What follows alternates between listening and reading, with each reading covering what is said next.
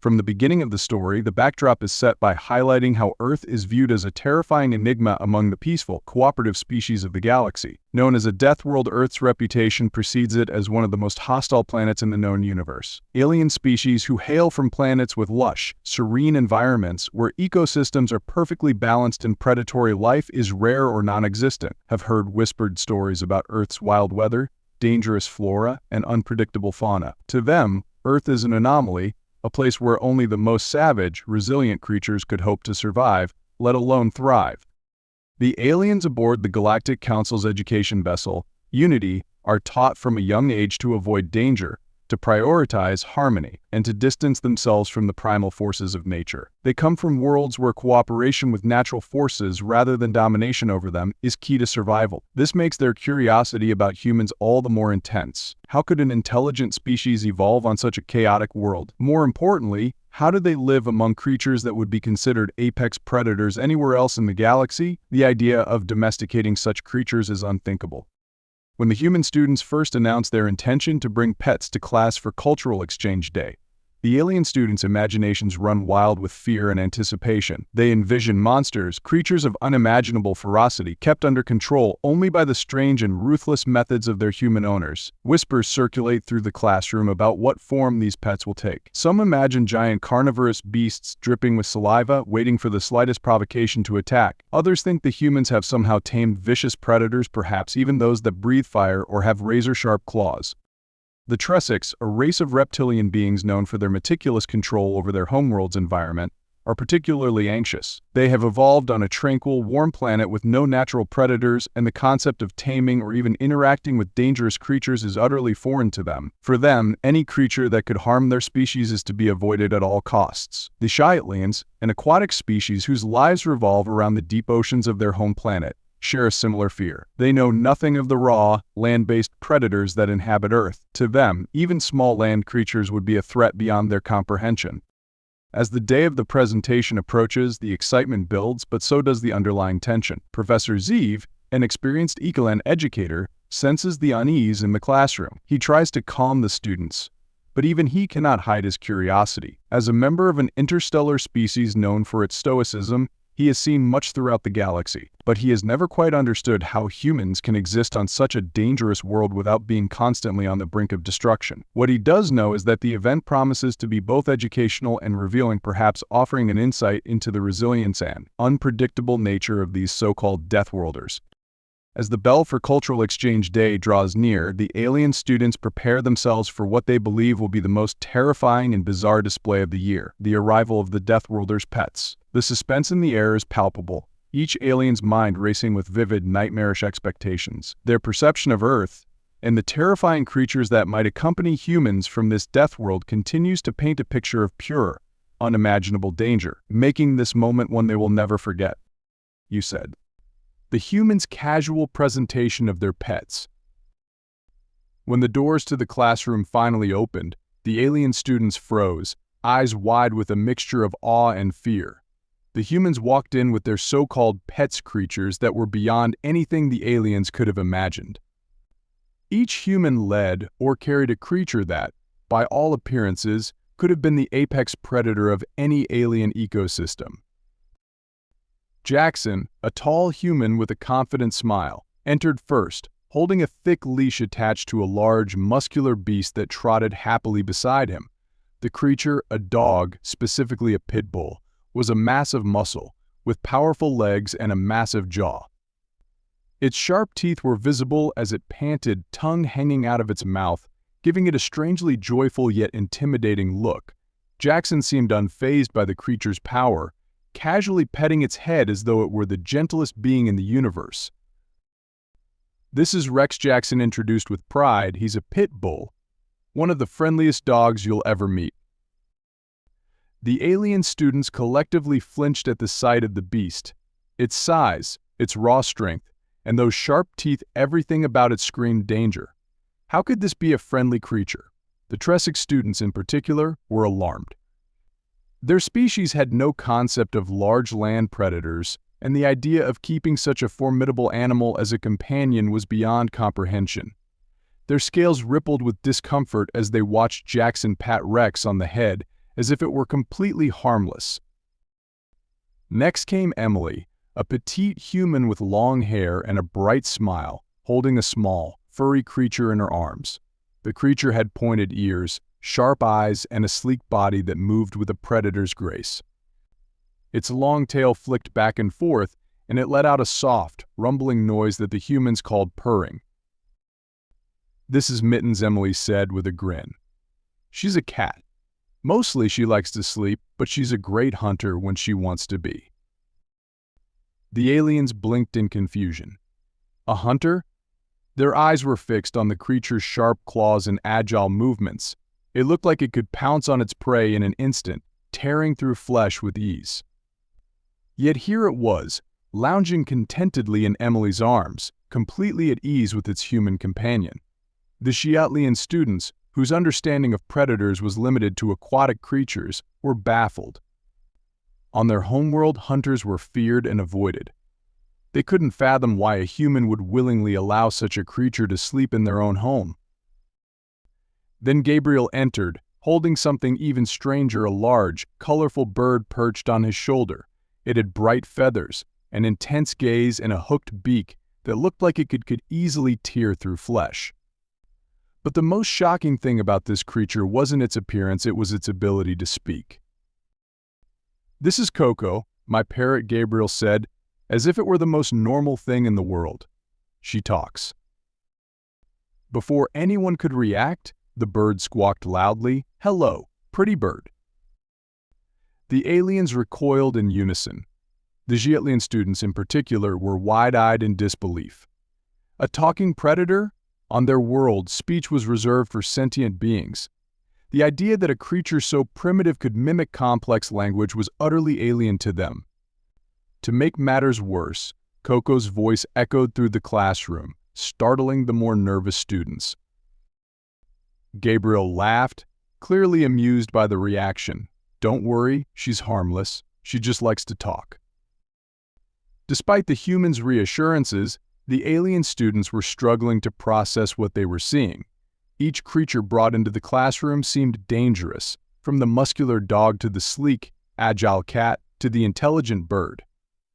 Yet the humans treated these animals with affection, as though they were beloved family members. They petted their fur, scratched their heads, and spoke to them in gentle tones, as if these fearsome predators posed no threat whatsoever.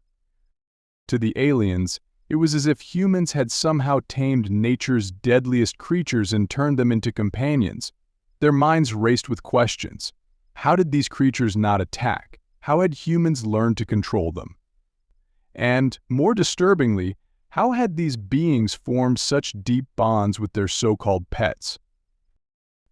The more the aliens observed, the more they realized that humans didn't see these creatures as mere animals, they saw them as friends. There was a mutual trust between the humans and their pets that defied all logic, at least by galactic standards.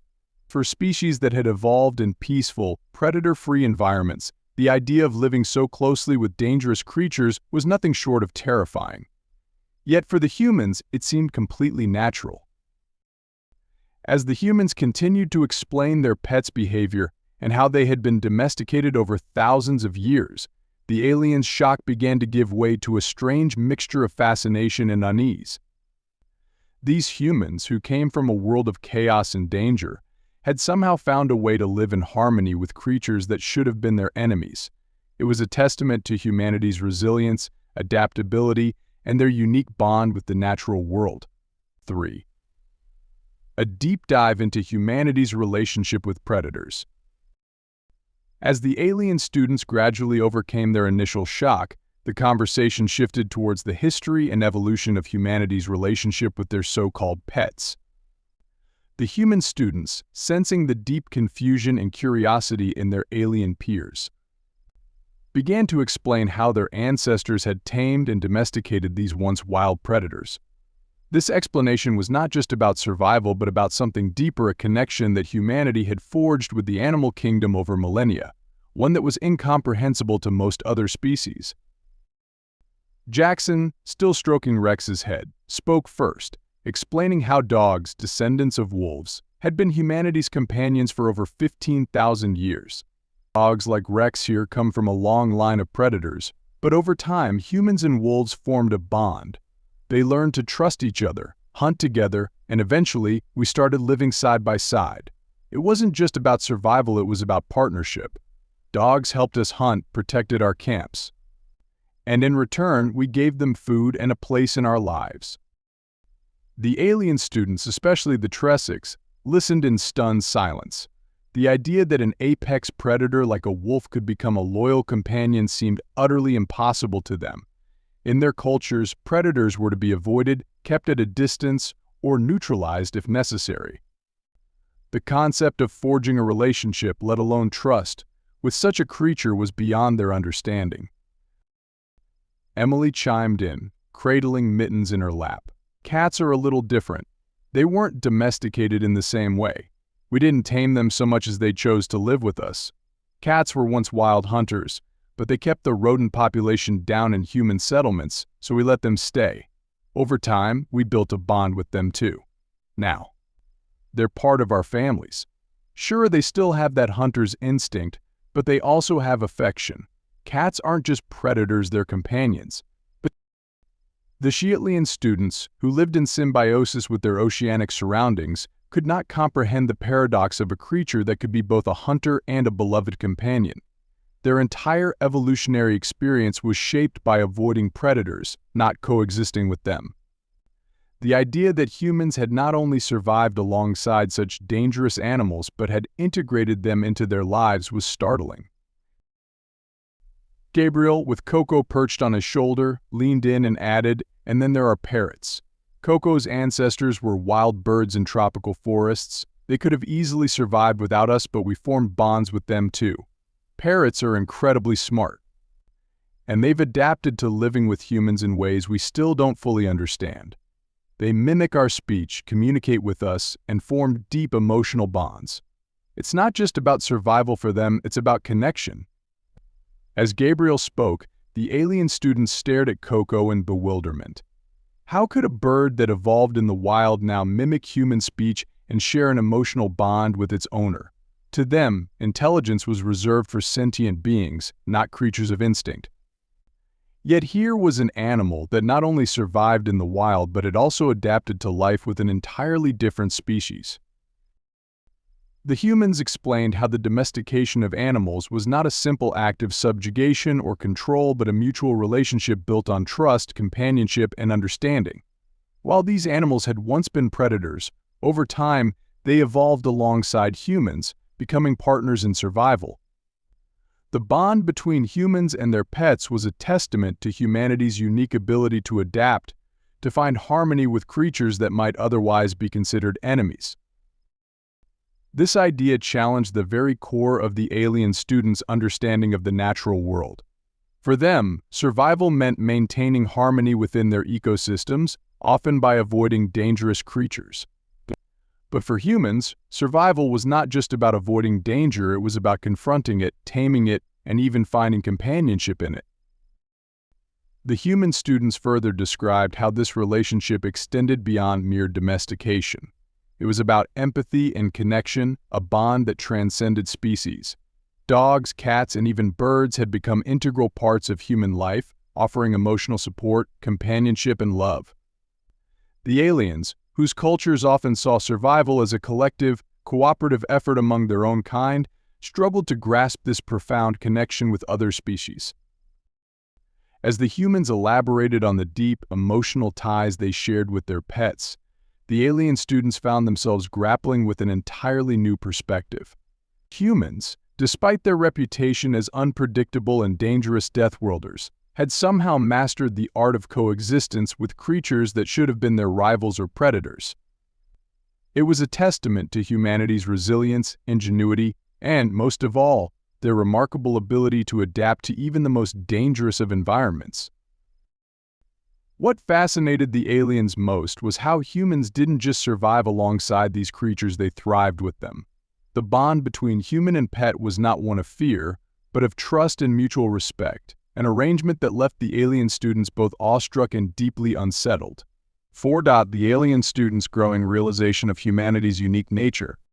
as the human students continued sharing stories of their pets and the incredible bond they shared. A sense of awe began to spread through the alien classroom. The initial fear and horror the alien students had felt when the humans first entered with their so-called pets was slowly giving way to a deeper understanding. They began to realize that these creatures were not mere predators tamed by force, but companions that reflected something profound about humanity itself, its unique ability to not only survive, but thrive in chaotic and dangerous environments. The alien students, especially those from the most peaceful and orderly planets, were beginning to see a side of humanity that was both fascinating and terrifying. To them, the ability to form emotional connections with such dangerous creatures seemed almost incomprehensible, but it also made them reconsider their earlier assumptions about what it meant to be a Deathworlder. They had always associated humanity's survival on Earth with brute strength, aggression, and a reckless disregard for danger, but now they were starting to see that there was another side to this resilience, one built on empathy, trust, and an ability to adapt in ways that other species simply couldn't. Professor Zeev, who had been silently observing the entire exchange, finally spoke up, voicing the growing realization that many of his alien students were grappling with. "You humans," he said thoughtfully, "are unlike any species we have ever encountered. You live on a planet filled with dangers that would paralyze most civilizations. Yet you not only endure, you build relationships with creatures that should be your enemies. You find common ground where others would see only threats." The alien students nodded in agreement, still processing the sheer complexity of what they had just learned. The humans' casual interactions with their pets, beasts that would be considered apex predators anywhere else in the galaxy, demonstrated a level of adaptability and emotional resilience that was completely foreign to the alien students' experiences.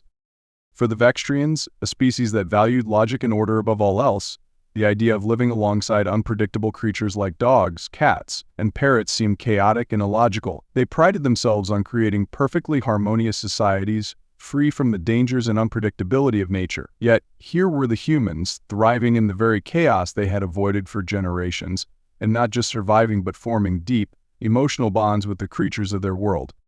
For the Eshani, a species that had never encountered predatory life on their homeworld, the concept of a pet was alien in itself. Their society had evolved in a world where all creatures coexisted peacefully, and the idea of taming or domesticating a predator was not only strange but unthinkable. However, as they listened to the humans speak about their pets with such love and care, they began to see that the relationship was not one of domination, but of mutual trust and affection.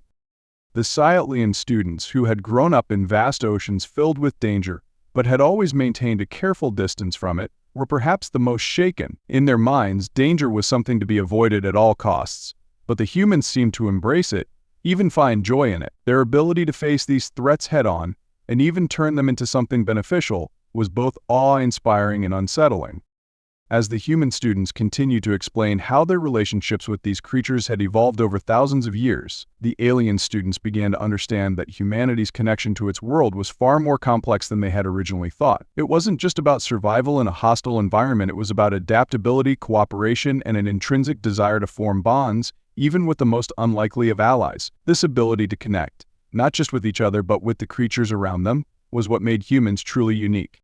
The aliens, whose societies often thrived on order, cooperation, and avoidance of danger, were now confronted with the reality that humans operated on a completely different wavelength. They didn't just conquer the challenges of their death world, they integrated those challenges into their daily lives, finding strength in their ability to adapt and form unlikely partnerships with the very creatures that once threatened them. This resilience, combined with their capacity for empathy, painted a picture of humanity that was both inspiring and deeply perplexing to the alien students. As the day drew on, the alien students could no longer see humanity in the same light. The initial fear and apprehension they had felt at the sight of the humans' pets had transformed into something else, an understanding that these creatures were not just dangerous symbols, but living symbols of humanity's incredible resilience, adaptability, and emotional depth. What had started as a day of horror and confusion had turned into a profound lesson about what it truly meant to be a Deathworlder and how humans, in their own unique way, had mastered not only survival but the art of finding companionship in the most unexpected places. The alien students left the classroom with their minds racing, the image of humanity forever altered in their eyes. What had started as a terrifying introduction to the pets of Deathworlders became an eye-opening revelation about the nature of humans themselves. They were not just survivors of a dangerous world, they were beings who could thrive amidst chaos, who could form bonds with creatures others would fear, and who found companionship and connection in the unlikeliest of places. The aliens were both fascinated and unsettled,